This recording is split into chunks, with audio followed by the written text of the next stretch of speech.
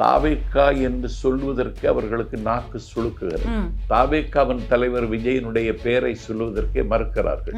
திமுகவின் இளைஞரணி செயலாளர், மாநில துணை அமைச்சர் உதய், பொழுதுபோக்குக்கு சில பேர் கட்சி வச்சிருக்காங்க. உங்களை விட எங்களுக்கு கொள்கை அழுத்தமான கொள்கை.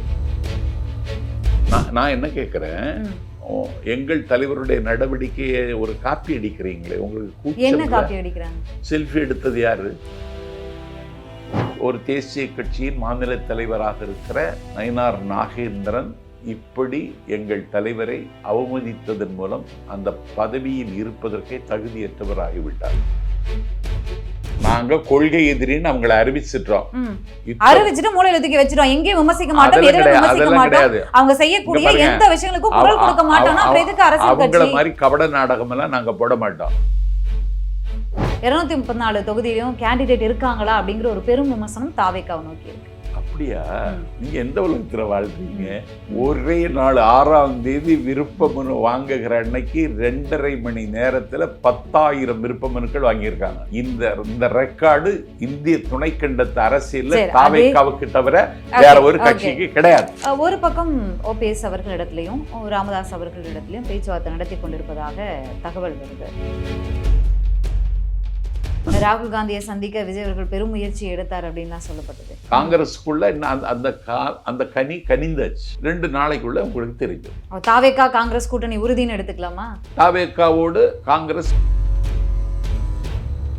இப்போது புதிய அறிமுகம் ஆச்சி ஹோட்டல் சாம்பார் 50 கிராம் ரூபாய் 20 மட்டுமே.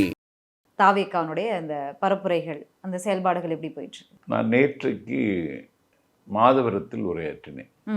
எங்கள் தலைவருக்கு 82 நிபந்தனைகள் விதித்தார்கள். விஜயமங்கலம் பொதுக்கூட்டத்துக்கு. சேலம் பொது மக்கள் சந்திப்புக்கு 50 நிபந்தனைகள் விதித்தார்கள். நாஞ்சில் சம்பத், நான் ஒரு சொற்பொழிவாளன் என்பதை தாண்டி எனக்கு ஒரு உயரம் இருப்பதாக நான் கருதவில்லை. ஏன் கூட்டத்துக்கு பொதுக்கூட்டம்னு கேட்டால் அனுமதி கொடுக்கல. திருமுனை கூட்டம் வேணும்னா நடத்திக்கிடுங்க. பொதுக்கூட்டம் நடத்தினா நீங்க ஆம்புலன்ஸ் கொண்டு வரணும். ஆமா, ஆப்வியஸ்லி உங்க கூட்டத்துக்கு கிரவுட் வருது இல்ல? உங்க கூட்டத்துக்கு ஆம்புலன்ஸ் வருதா? அங்க ஏதாவது பலி நடந்துச்சா சொல்லுங்க. இல்ல அதான் கேளுங்க.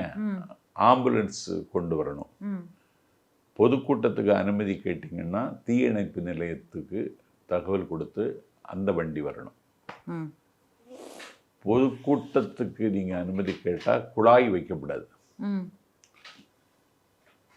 இப்படியெல்லாம் அந்த தம்பிகளை போட்டு சித்திரவதை செய்திருக்கு காவல்துறை. பிறகு திருமனை கூட்டம்னே நடத்தினாங்க. அதுலேயும் 300 பேருக்கு மேல் வரக்கூடாதுன்னு நிபந்தனை. இதெல்லாம் தமிழ்நாட்டில் நான் பார்த்தறியாதது, கேட்டறியாதது. மேடையினுடைய வலது பக்கமும் கூட்டம், இடது பக்கமும் கூட்டம், முன் பக்கமும் கூட்டம். 2 பேர் பேசியதற்கு பிறகு நான் பேசுகிறேன். 9 மணிக்கு மேலே பேசக்கூடாதுன்னு அதுக்கு பிறகு ஒரு உத்தரவு. நான் ஒரு 1.5 மணி நேரம் பேசணும்னு நினச்சேன். அப்புறம் 1 மணி நேரத்தில் நான் பேச்சை 9 மணிக்கு முடிச்சிட்டேன். ஒரு சாதாரணமான எந்த வெளிச்சமும் இல்லாத நாஞ்சில் சம்பத்து போகிற இடத்திலேயே கடுமையான கூட்டம் இருக்கிறது. உங்க பேச்சுக்குன்னு ஒரு பிக் ஃபேன்ஸ் இருக்காங்க. 7ஆம் தேதி திருச்செங்கோடு தொகுதியில் மல்லசமுத்திரத்தில் பேசுகிறேன். 8ஆம் தேதி திருச்செந்தூர் தொகுதியில் நாசிரியத்தில் பேசினேன். 9ஆம் தேதி திருச்செந்தூரில் பேசினேன். 11ஆம் தேதி இஸ்லாமிய மக்கள் அடர்த்தியாக செறிந்து வாழுகிற, அதெல்லாம் திமுக வாக்கு வங்கி என்று கருதப்பட்ட மேலப்பாளையத்தில் நாஞ்சில் சம்பத் பேசுகிறேன். கன்ஃபியூஸ் ஆயிருப்பாங்கன்னு நினைக்கிறேன். தொடர்ச்சியா திமுக மேடைகள்ல பேசிட்டு இருந்தீங்க, அதனால நீங்க வரீங்க, உங்களை பார்க்க வந்திருப்பாங்க. மேலப்பாளையத்திலையும் அவ்வளவு கூட்டம் இஸ்லாமிய பெருமக்கள். நான் அங்கேயும் திமுகவை கடுமையாக விமர்சனம் செய்து பேசினேன். இந்த ஆட்சி ஒரு நிமிடம் கூட ஆளுவதற்கு உரிமை இல்லாத சர்க்கார். இது போல ஒரு அத்துமீறலை செய்கிற அரசு உலகத்தில் எந்த மாநிலத்திலும் எந்த நாட்டிலையும் கிடையாது. ஒரு அரசமைப்பு சட்டப்படி பதவியேற்பு செய்கிறார் ஒரு அமைச்சர். அவருக்கு பதவி பிரமாணமும் ரகசிய காப்பு பிரமாணமும் செய்கிறார் ஆளுநர். அவர் என்ன போர்ட்ஃபோலியோ என்பதை ஆளுநர் தான் அறிவிக்க வேண்டும் அறிவிக்கிறார். தமிழ்நாட்டினுடைய மின்துறை அமைச்சர் சிவசங்கர். ம். தமிழ்நாட்டு மக்களுக்கே தெரியாது. ம். அவர் போக்குவரத்து துறை அமைச்சர்னு தான் தெரியுமே தவிர மின்துறை அமைச்சர்னு தெரியாது. அந்த மின்துறை பொறுப்பு செந்தில் பாலாஜியிடமிருந்து அவரிடத்தில் மாற்றி கொடுக்கப்பட்டிருக்கிறது. ஆனால் மின்துறையில் சிவசங்கர் என்கிற அமைச்சர், பதவி பிரமாணம் செய்யப்பட்ட அமைச்சர், ஒரு நடவடிக்கை மேற்கொள்ள முடியாது. மின்துறையை இன்றைக்கும் இயக்குவது நண்பர் செந்தில் பாலாஜி. மதுவிலக்கு ஆயத்தீர்வைத்துறை அமைச்சர் பண்பாட்டு பெட்டகம் அண்ணன் முத்துசாமி. அத்துமீறலோ ஆக்கிரமிப்போ இல்லாத அப்படி ஒரு பண்பாளர். இன்றைக்கு மதுவிலக்கு ஆயத்தீர்வைத்துறை அமைச்சரில் ஒரு கோப்பில் அவர் கையெழுத்து போட முடியாது. அந்த லாகாவை இயக்குவது அமைச்சர் இல்லாத செந்தில் பாலாஜி. எப்படி சார், அவர் தான் துறை அமைச்சர், அவர் எப்படி கையெழுத்து போடாம இவர் எப்படி கேளுங்க, கையெழுத்து போட முடியும்? அந்த துறையில பல்வேறு திட்டங்களை எல்லாம் அறிவிச்சாரு. டெட்லா பாக்கெட் கொண்டு வரோம், 90 ml கொண்டு கேளுங்க, வரோம், எல்லாவற்றையும் முடிவெடுப்பது செந்தில் பாலாஜி. சரி, அன்அஃபிஷியலான விஷயமா சொல்றீங்க. ஆமா, இப்படி ஒரு கேவலமான நிர்வாகத்தை நான் இது வரைக்கும் கேள்விப்பட்டதே இல்லை. அதான் ஆதாரம் இல்லாத அன்அஃபிஷியலான விஷயமா இருக்கு. அஃபிஷியலா ஆதாரத்தோட நீங்க சொன்னா நம்ம அதை பத்தி விவாதிக்கலாம். இந்த தேர்தல்ல 2026 தேர்தல்ல நீங்க போட்டியிடுறீங்களா? நான் போட்டியிட மாட்டேன். ஓகே. இது கொஞ்ச நேரத்துக்கு முன்னாடி பேசும்போது நம்ம 5000 ரூபாய் பற்றி பேசும்போது நான் பேச வந்து அதுக்குள்ளே நம்ம வேறு திசையை நோக்கி ஓடிட்டோம். 5000 ரூபா கொடுத்தா வாங்கிக்கோங்க, என்னால் வந்தது தான் அப்படின்னு சொல்கிறாரு. இவருக்கும் 5000 ரூபாய்க்கும் என்ன சம்மந்தம் இருக்குது? ஆட்சியில் திமுக இருக்குது, இதே இடத்துல அதிமுக இருந்தாலும் அவங்க ஏதோ அவங்க 1500 ரூபான்னு சொல்லியிருந்தாங்க, அவங்க ஏதோ கொடுத்துருப்பாங்க. இதில் இவர் எங்கே வராரு அப்படிங்கிறது இருக்குல்ல. அதுதான் சொன்னேன். அதான் விஜயினுடைய தாக்கம். என்ன தாக்கம்? விஜய் வெற்றி பெறப் போகிறார், விஜய்க்கு வாக்குகள் குவிய போகிறது. 234 தொகுதியிலும் அவருக்குன்னு ஒரு ஓட் பேங்க் கிரியேட் ஆயிடுச்சு. இதை உடைக்கணுமானா திமுக ஏதாவது பிராயச்சித்தம் செய்தாக வேண்டும். அதுக்காக இந்த 5000 ரூபாய் கொடுத்தாங்க. யோசிக்காம விஜய் அப்படின்னு எங்க தலைவர், எங்க தளபதி, அதாவது மக்கள் மன்றத்திலேயே வந்து தளபதி ஃபைட்ல இருந்து தமிழ்நாடு பார்த்துருக்கு இல்லையா? அவ்வளோ வெறியான ரசிகர்கள் இருக்காங்க. யங்ஸ்டர்ஸ் வராங்க, விஜய் அவர்களே பார்த்து ரசித்து அவங்க வந்து வராரு, சரி இவங்களுக்கே மாற்றி திமுக அதிமுக மாற்றி போடுறோமே, ஒரு மாற்றம் வேணும் விஜய்க்கு போடுறதுக்கு ரெடியாக இருக்காங்க. அவங்க போடுற வாக்குகள் அதை தாண்டி உங்களுடைய செயல்பாடுகள் மூலிமா சம் பர்சன்டேஜ் வரலாம். அது எப்படி நீங்கள் தான் வந்து வின் பண்ணுவீங்க? உங்களை பார்த்து திமுக பயப்படுது, அதிமுக பயப்படுது. அதிமுகலாம் கட்சியே இல்லை, ஃபீல்டுலேயே இல்லை, பாஜக கண்ணு கெட்டின தூரம் வரைக்கும் இல்லை அப்படிங்கிறதெல்லாம் வந்து ஒரு அரசியல் ஆணவமாக தெரியலையா? இதை நீங்கள் ஆணவமாக பார்க்கக்கூடாது. ஒரு இவ்வளவு பெரிய கட்சி, ஒரு எதிர்கட்சி அதிமுக, அது இப்படி கண்ணு கெட்டின தூரம் வரைக்கும் அவங்களை பத்தி ஏன் விமர்சிக்கணும்? மத்தியில ஆளும் கட்சி பாஜக, போயிட்டு வரீங்க ரைடுக்கெல்லாம், விசாரணைக்கெல்லாம் போயிட்டு வரீங்க, அப்புறம் வந்து கணத்திலேயே காணோம், நாங்க ஏன் விமர்சிக்கணும் அப்படின்னு சொல்றது எப்படி எடுத்துக்கிறது? இது பயம் எடுத்துக்கலாம்ல. பாஜக விமர்சிக்கிறது நாங்க இப்படி சொல்லி நாங்க எஸ்கேப் ஆயிக்கிறோம், இது பயம் விஜய்க்கு அப்படின்னு எடுத்துக்கலாம்ல. நான் 2 நாளா நீங்க செய்தி பார்க்கலையா? என்ன செய்தி? இன்னைக்கு பாஜகவின் மாநில தலைவர், மதிப்பிற்குரிய என்னுடைய நல்ல நண்பர் நயினார் நாகேந்திரன் போட்டதுக்கு நாங்க எதிர்ப்பு தெரிவிக்கலையா? பயந்துகிட்டோமா? விஜய் அவர்கள் ஏதாவது தெரிவிச்சிருக்காரா? விஜய் எதுக்கு தெரிவிக்க? நீங்க என்ன எதிர்ப்பு தெரிவிச்சிருக்கீங்க சொல்லுங்க. நீங்க என்ன எதிர்ப்பு? நான் ஒரு பாஜக ஒரு தேசிய கட்சியின் மாநில தலைவராக இருக்கிற நயினார் நாகேந்திரன் இப்படி எங்கள் தலைவரை அவமதித்ததன் மூலம் அந்த பதவியில் இருப்பதற்கே தகுதியற்றவர் ஆகிவிட்டார். ஓகே. தாவேக்கால இருந்து 1 2 கண்டனம் தான் இப்படி வெளியில வந்திருக்கிறது. உங்களுடைய முதலாவதாக வந்துச்சு.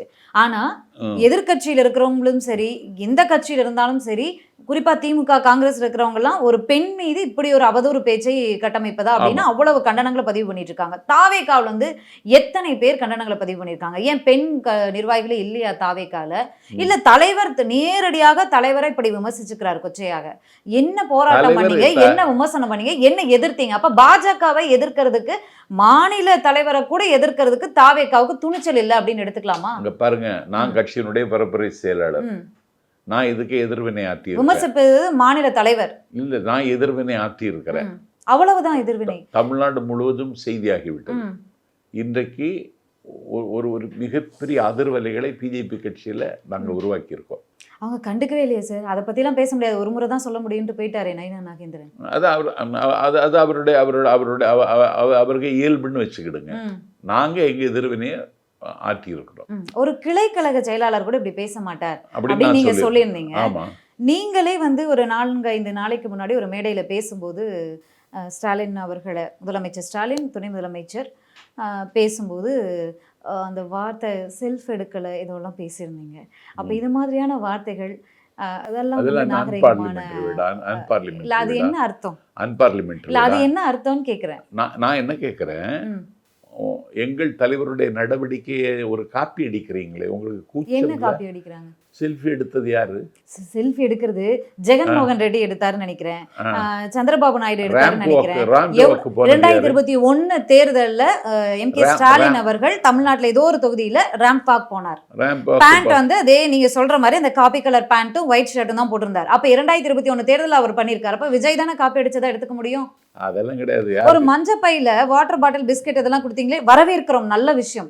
யார் பண்ணாலும் நல்ல விஷயம், தயவு செஞ்சு பண்ணுங்க. அதிமுக பார்த்து சாப்பாடு போடுங்க, திமுக பார்த்து இதெல்லாம் கொடுங்க. ஏன்னா வெயில்ல மயங்கி விழுந்து சித்திர போறாங்க, நாங்க வரவேற்கிறோம். யாரு காப்பி அடிக்கிறாங்க? அப்போ சொல்லுங்க. நான் என்ன சொல்றேன், தாவேக்கா என்று சொல்வதற்கு அவர்களுக்கு நாக்கு சுளுக்குகிறது. தாவேக்காவின் தலைவர் விஜயனுடைய பெயரை சொல்வதற்கே மறுக்கிறார்கள். நேற்று முன்தினம் கூட திமுகவின் இளைஞரணி செயலாளர், மாநில துணை அமைச்சர் உதய், பொழுதுபோக்குக்கு சில பேர் கட்சி வச்சிருக்காங்க. கொள்கையில கோட்பாடுல எதுக்கு வந்திருக்காங்கன்னே தெரியல. உங்களை விட எங்களுக்கு கொள்கை அழுத்தமான கொள்கை. இந்த கொள்கையை எத்தனை மேடையில விஜய் அவர்கள் பேசினாரு, என்ன போராட்டத்தை முன்னெடுத்தாருன்னு இருக்குல்ல. உங்களை விட ஆழமான கொள்கை எங்க கொள்கை.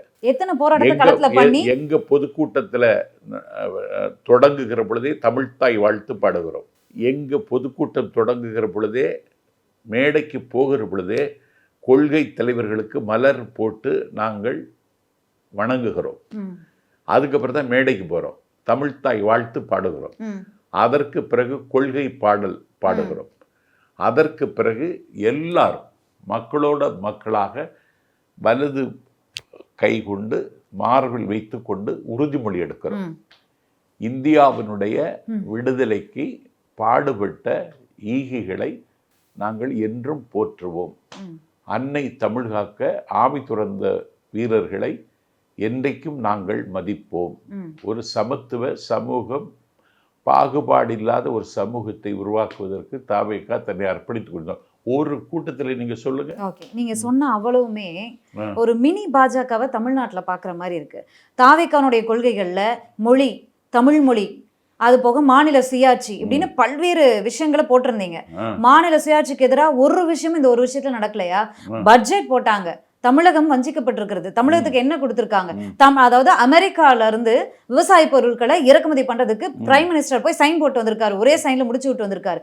இந்தியா விவசாய நாடு, அங்கிருந்து இம்போர்ட் பண்ணி நம்ம சாப்பிட வேண்டிய அவசியம் என்ன? அப்ப விவசாயிகளை காப்போம் அப்படின்னு சொல்றீங்க, எங்க குரல் கொடுத்தீங்க? தமிழ் மொழியை காப்போம் அப்படிங்கிறீங்க. திட்டங்களுக்கு நிதியை ஒதுக்கல, எங்க கல்வியை நீங்க ஏத்துக்கலைன்னா நிதியை ஒதுக்க மாட்டான்னு ஒதுக்கி வச்சிருக்காங்க, இன்னும் ஒதுக்காம வச்சிருக்காங்க. என்ன கண்டனத்தை பதிவு பண்ணீங்க? இப்படி வரிசை பட்டியல் போட்டு இதுதான கொள்கை, இதுதான உங்க கொள்கைக்கு எதிராக தான் பாஜக செயல்படுது. என்ன கண்டனங்களை பதிவு பண்ணீங்க? கொள்கை எதிரின்னு அறிவிச்சிட்டோமே. அறிவிச்சா போதுமா சார்? தேசிய பாடல், தமிழ் வாழ்த்து பாடல் பாடிட்டா போதுமா? தமிழ் மொழியை காத்துற முடியுமா? நாங்க கொள்கை எதிரின்னு அவங்களை அறிவிச்சிட்டோம். அறிவிச்சுட்டு மூலையில தூக்கி வச்சிரும், எங்கேயும் விமர்சிக்க மாட்டோம், விமர்சிக்க மாட்டோம். அவங்க செய்யக்கூடிய எந்த விஷயங்களுக்கும் குரல் கொடுக்க மாட்டோம். அப்புறம் எதுக்கு அரசியல் கட்சி? அவங்கள மாதிரி கபட நாடகம் எல்லாம் நாங்க போட மாட்டோம். பிஜேபியோடு இணக்கமான ஒரு போக்கை ஒரு பக்கத்துல மேற்கொண்டு விட்டு ஒரு பக்கம் எதிர்ப்பது என்பது எங்களுடைய அணுகுமுறை இல்லை. நாங்க இப்பொழுது தமிழ்நாட்டில் யுத்தம் நடைபெற போகிறது, இந்த ஆட்சியை அப்புறப்படுத்துவதற்கு நாங்கள் தீவிரமாக களமாடுகிறோம். அதற்காக வீகம் வகுக்கிறோம்.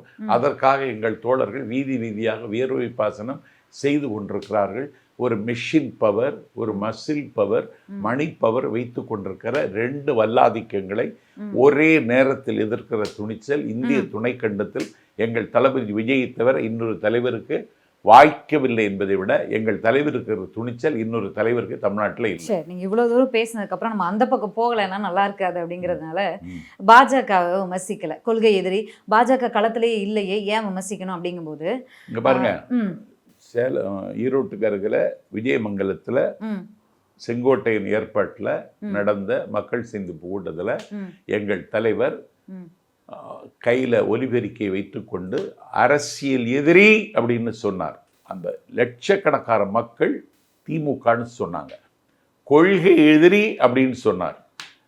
வந்திருந்த எல்லா மக்களும் பாஜக என்றார்கள். சார் கேளுங்க, மக்களிடத்திலே நாங்க கமிட் ஆகிட்டு அரசியல் பண்றவங்க. சரி சார். உங்களுக்கு இல்ல, மக்களே இப்போ இல்லாத அநாத கட்சி பாஜக மாதிரி ஆயிட்டீங்க. கொள்கை எதிரி, திமுக அரசியல் எதிரின்னு சொல்றீங்க. ஆமா. திமுக மட்டும் கடுமையா விமர்சிக்கிறீங்க, பாஜகவை விமர்சிப்பதே கிடையாது.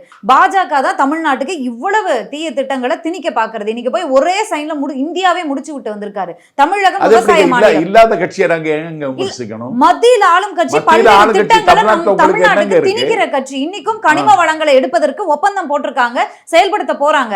அப்போ அதை பத்தி எல்லாம் தாவேக்காவுடைய கருத்து என்ன? எங்க தமிழ்நாட்டுல என்ன கனிம வளங்களை வேணா எடுத்துட்டு போங்க, மொழியை நாங்க இந்திய எடுத்துக்கல அப்படின்னா நிதி கொடுக்க மாட்டோம், 5000 கோடி 3500 கோடினா பரவாயில்ல, மௌனமா இருப்போம். ஆனா பாஜக கொள்கை எதிரி. நீங்க என்னத்த வேணா திணிங்க, எங்களை அழிங்க, ஆனா நாங்க கொள்கை எதிரின்னு சொல்லிட்டு கோஷம் போட்டு சும்மா இருப்போம்னா அது என்ன சார்? இல்லையே, ஒவ்வொரு நாளும் எங்க திட்ட ரீதியா எங்க எதிர்த்து இருக்கிறது தாவேக்கா பாஜக? ஒவ்வொரு நாளும் எங்கள் நடவடிக்கைகளை நீங்க கூர்ந்து தனிப்பட்ட விமர்சனங்கள் மட்டுமே தாவேக்காவின் அரசியலாக இருக்கிறது. எல்லா திட்ட ரீதியில திமுகவை கூட எதிர்க்க எல்லா ஊடகங்களும், எல்லா அச்சு ஊடகங்களும், எல்லா வலைத்தளங்களும் உங்களை மாதிரி இருக்கவங்க எல்லாம் விலைக்கு அவங்க வாங்கிட்டாங்க. நீ இல்ல இல்ல இல்ல இல்ல விலைக்கு வாங்க வேண்டிய அவசியம் என்ன சார் இருக்கு? வாங்கிட்டாங்க. கேள்விக்கு பதில் இல்லைன்னா இதுதான் பதிலா இருக்கு. விலைக்கு வாங்கி ஏன் பிரஸ் மீட் சந்திக்கல அப்படின்னா காலம் வரும்போது சந்திப்போம் அப்படின்னா தேர்தலே முடிஞ்சிரும் போல இருக்கு. இல்ல பிரஸ் மீட் ஏன் சந்திக்கணும்னு கேக்குறேன். அப்போ அவருடைய உங்களுடைய தவறுகளை சுட்டிக்காட்டி கேள்விக்கு கூடிய இடம் வந்து பிரஸ் மீட், அதுதான் மீடியா. அப்ப அதை சந்திக்க முடியல அப்படின்னா உங்களுக்கு வந்து பதில் சொல்ல முடியல, பதில் சொல்ல உங்களுக்கு துணிச்சல் இல்ல அப்படின்னா பிரஸ் மீட் வச்சாங்க. சந்திக்கலையா? அவங்க பிரஸ் சந்திச்சதே கிடையாதா? அவங்க பிரஸ் சந்திச்சிருக்காங்களா இல்லையா? நாடாளும் பிரதமர் பிரஸ் மீட் பிரஸ் சந்திச்சிருக்காங்களா இல்லையா? ஜெயலலிதா அம்மா நீங்க சொல்லுங்க. நாடாளும் பிரதமர் பிரஸ் மீட் வச்சிருக்காங்க. ஜெயலலிதா அம்மா சந்திச்சிருக்காங்களா இல்லையா? ஜெயலலிதாவும் பிரஸ் மீட் எல்லாம் விரும்ப மாட்டாங்க, அவங்க விரும்ப மாட்டாங்க, சந்திச்சிருக்காங்க. எப்போதாவது ஒருக்கா சந்திப்பாங்க. இல்ல, எங்கள் தலைவர் தன்னுடைய எண்ணத்தை அவர் வெளிப்படுத்திடுறார், மக்களுக்கு அது ரீச். சோசியல் மீடியால வரக்கூடிய விமர்சனங்களுக்கு பதிலளிக்க கூடியதாக மேடையாக மட்டும்தான் ஒரு மேடை விஜய் அவர்கள் பயன்படுத்துறார். கொள்கை ரீதியா திமுகவை எதிர்க்கிறது கிடையாது, பாஜகவை எதிர்க்கிறது கிடையாது. வெறும் விமர்சனங்களை மட்டும்தான் திமுகவை நோக்கி வச்சுக்கிட்டு இருக்காரு அவர். ஆமா, அதான் எங்க கடமை. இப்போ அதான் செய்யணும். இப்போ திட்ட ரீதியா கொள்கை ரீதியா எங்க எதிர்த்தீங்க? பாஜக இவ்வளவு விஷயங்களை திணிக்கிறாங்களா, அதற்கு உங்க கருத்து என்ன? தாவேக்கால இருந்து எந்த கருத்தும் வராதா, அப்புறம் எதற்கு அரசியல் எதிரி கொள்கை எதிரின்னு சொல்றீங்க? கொள்கை எதிரின்னு நாங்க சொன்னோம். அந்த பார்வையிலிருந்து ஒரு இன்ச்சு கூட நாங்க இறங்கல, நாங்க வேகமா இயங்கிட்டு தான். ஓகே, கொள்கை எதிரின்னு சொல்றீங்க, தமிழ் வளர்க்க பாட்டு பாடுறீங்க, தமிழ் தாய் பாட்டு பாடுறீங்க, கோஷம் எடுக்கிறீங்க, அதோட முடிச்சிடலாம். ஒருவேளை வரும்போதே வந்து ஆட்சியிலும் பங்கு, அதிகாரத்திலும் பங்கு, கூட்டணிக்கு வரலாம் இல்லையாலாம் பேசியிருந்தாரு. பட் இப்போ வரைக்கும் யாரும் வரல. நாங்க தனித்தே போட்டின்னு இப்ப நீங்க அறிவிச்சிருக்கீங்க. 234 தொகுதியிலும் கேண்டிடேட் இருக்காங்களா அப்படிங்கிற ஒரு பெரும் விமர்சனம் தாவேக்காவை நோக்கி இருக்கு. அப்படியா? நீங்க எந்த உலகத்துல வாழ்றீங்க? ஒரே நாள் 6ஆம் தேதி விருப்ப மனு வாங்குகிற அன்னைக்கு 2.5 மணி நேரத்துல 10,000 விருப்ப மனுக்கள் வாங்கியிருக்காங்க. சரி, இந்த ரெக்கார்டு இந்திய துணைக்கண்டத்து அரசியல்ல தாவேக்காவுக்கு தவிர வேற ஒரு கட்சிக்கு கிடையாது. ஓகே, அதே வரலாற்றுல இன்னும் பல விஷயங்கள் பதியப்பட வேண்டியது இருக்கு. எந்த மீடியாவை எடுத்தீங்கனாலும் தெரியும். போய் மைக்கை நீட்டி கேட்டா ஏன் வாங்கினேன் தெரியாதுங்க, தளபதியை பார்ப்போம் அவர் கையால வாங்கணும்னு வந்தேங்க. ஏன் வாங்கின 3 வாங்கியிருக்கேங்க, வாங்கணும்னு அந்த தளபதிக்காக வாங்கியிருக்கேன். ஆமா, இவ்வளவுதாங்க. இந்த தொகுதியில போட்டியிட போறேன், இந்த தொகுதியில வெற்றி பெற போறேன், நான் எம்எல்ஏ ஆகி இதா பண்ண போறேன். 10th + 2 உங்க தளபதி கையால பரிசு வாங்கின மாணவர்கள் கூட நான் வந்து இவ்வளவு மார்க் எடுத்திருக்கேன், இந்த குரூப் எடுக்க போறேன், டாக்டர் ஆக போறேன், இன்ஜினியர் ஆக போறேன்னு சொன்னாங்க. வேட்புமனு வாங்கினவங்க என்ன சொன்னாங்க? நீங்க வேட்புமனு வாங்கிட்டாங்களா? நேத்தையோட முடியணும் 16ஆம் தேதியோட. இப்ப 20ஆம் தேதி வரைக்கும் அது நீட்டிச்சிருக்காரு. சரி, தேமுதிக கூட தான் நீட்டிச்சிருக்காங்க. தேமுக கோயம்பேடு போய் பாத்தீங்களா? பார்த்தோம், முதல் நாளே பார்த்தோம் நாங்க. அதனாலதான் அதை இங்க கம்பேர் பண்றேன் நானு. இங்க கூட்டம் கூடி நீட்டிச்சிருக்காங்க, அங்க கூட்டம் வராம நீட்டிச்சிருக்காங்க. ரெண்டும் என்ன பதில் கொடுக்குது அப்படிங்கறத தேர்தல்ல பார்ப்போம். ஒரு பக்கம் ஓபிஎஸ் அவர்களிடத்திலையும் ராமதாஸ் அவர்களிடத்திலையும் பேச்சுவார்த்தை நடத்தி கொண்டிருப்பதாக தகவல் வருது. உண்மையாது? எனக்கு தெரியாது. கூட்டணி யாரோட எப்போது அறிவிப்பார்? இன்னைக்கு நேற்று சேலத்தில் சொன்னார் ஒரு பொலிட்டிக்கல் பாம்பு. நான் விக்கிரவாண்டி கூட்டத்தில் போட்டேன். படத்துலதான் இப்படி பேசினாருன்னா அரசியலுமா இப்படி பேசணும்? சொல்லுங்க, நீங்க கொஞ்சம் சொல்லுங்க. அவருக்கு பொலிட்டிக்கல் பாம்பு போட்டேன். அது இன்னைக்கு வேலை செய்தா இல்லையா? எல்லா கட்சிகளும் இன்னைக்கு பேச ஆரம்பிச்சுட்டாங்களா? இன்னைக்கு காங்கிரஸ் கட்சிகள் ஒரு கலகமே நடந்துட்டு இருக்கு. எந்த உயிருக்கும் அச்சுறுத்தல் இல்லாம ஒவ்வொரு உயிருக்கும் பாதுகாப்பு தரக்கூடிய நபராக நான் இருப்பேன் தான் அரசியல் கட்சி தலைவர்கள் சொல்லுவாங்க. ஆனா வந்து இந்த மாதிரி சம்பவங்கள் தொடர்ச்சியா நடக்குது, பாம்பு போடுறேன்னு அச்சுறுத்தல் வேற கொடுக்குறாரு. இல்ல, இன்னைக்கு அது காங்கிரஸ் கட்சிக்குள்ள இன்னைக்கு ஒரு பெரிய ரசாயன மாற்றம் அந்த கட்சிக்குள்ள நடந்து கொண்டிருக்கிறதா? அது தென்மாலிச்சியா நடக்கல அப்படின்னு காங்கிரஸ் மாநில தலைவரே சொல்லிட்டு இருக்காரு. சில இல்லைங்க. தூண்டுதல் பேர்ல நடக்குது அப்படின்னு சொல்லியிருக்காங்க. யாரு தூண்டுறாங்க? செல்வ பிறந்தகைவர்கிட்ட தான் நீங்க கேட்கணும். நான் என்ன கேட்கிறேன், இது திமுக செய்த தவறு என்னன்னு கேட்குறீங்களா? வட இந்தியா முழுவதும் பிஜேபி ஆளுகிற மாநிலங்கள். ராகுல் காந்தி என்ன கருதுகிறார், காங்கிரஸ் தலைமை என்ன கருதுகிறது, நார்த் இந்தியாவில் நம்ம தற்போது அதிகாரத்தில் இல்லைன்னாலும் சவுத் இந்தியாவை நம்ம கட்கத்தில் வைத்துக் கொள்ளலாம் என்று காங்கிரஸ் கருதுகிறது. அவங்களுக்கு கர்நாடகத்தில் ஆட்சியில் இருக்காங்க, தெலுங்கானாவில் ஆட்சியில் இருக்காங்க, கேரளாவில் ஆட்சிக்கு வரப்போகிறாங்க. இப்படி இருக்கிற சூழலில் திமுக பாண்டிச்சேரி மாநில பொறுப்பாளர் என்று நான் பெரிதும் மதிக்கிற என்னாலும் என்னுடைய நன்றிக்குரிய அண்ணன் ஜெகத் ரட்சகனை அறிவிக்கிறாங்க. ஜெகத் ரட்சகன் பாண்டிச்சேரிக்கு போகிறார், சேல்வர்கள் கூட்டம் நடத்துகிறார். சேல்வர்கள் கூட்டத்தில் அனைவரும் 1986க்கு பிறகு திமுக ஆட்சி பாண்டிச்சேரியில் இதுவரைக்கும் அமையவில்லை, இந்த தடவை அமைத்தே ஆக வேண்டும் என்று கொம்பு சீவி விடுகிறார்கள். இப்போ காங்கிரஸ் என்கிற கழுதையை நம்ம ஏன் சுமக்கணும்? இந்தியா கூட்டணிங்கிற போர்வையில் பாண்டிச்சேரியில் நமக்கு இருக்கிற செல்வாக்குக்கு ஏன் ஒரு ஊனத்தை நம்மளே திட்டமிட்டு ஏற்படுத்தணும்? அதனால பாண்டிச்சேரிக்கு மட்டுமாவது விதிவிலக்கு பெற்று தாருங்கள்னு ஜெகத் ரட்சகண்ட பாண்டிச்சேரி மாநில நிர்வாகிகள் முறையிடுகிறார்கள். இது வெளியில் கசிந்து தலைமை காங்கிரஸ் கட்சியினுடைய ஹெட் குவார்ட்டர்ஸ் ராகுல் காந்தி வரைக்கும் போயிட்டு, அவங்க தமிழ்நாட்டில் ஒன்றும் செய்ய முடியாது. காங்கிரஸ் அவங்களுக்கு ஆட்சிக்கு வருவதற்கு வாய்ப்பு இருக்குன்னா தென்னகத்தில் பாண்டிச்சேரியில் தமிழ் பேசுகிற மாநிலத்தில் வர முடியும். இப்போ அந்த வாய்ப்பையும் தட்டி பறிக்கிறதே திமுகன்னு சொல்லி தான் இன்றைக்கு அந்த கலகம் மூழ்கிறது. ஒரு பக்கம் தாவேகாவும் காங்கிரஸோட பேச்சுவார்த்தை நடத்திக்கிட்டு இருக்கு. ராகுல் காந்தியை சந்திக்க விஜய் அவர்கள் பெருமுயற்சி எடுத்தார் அப்படின்லாம் சொல்லப்பட்டது. இல்லை, பெருமுயற்சி ஒன்றும் எடுக்கலை. காங்கிரஸுக்குள்ள அந்த கனி கனிந்தாச்சு.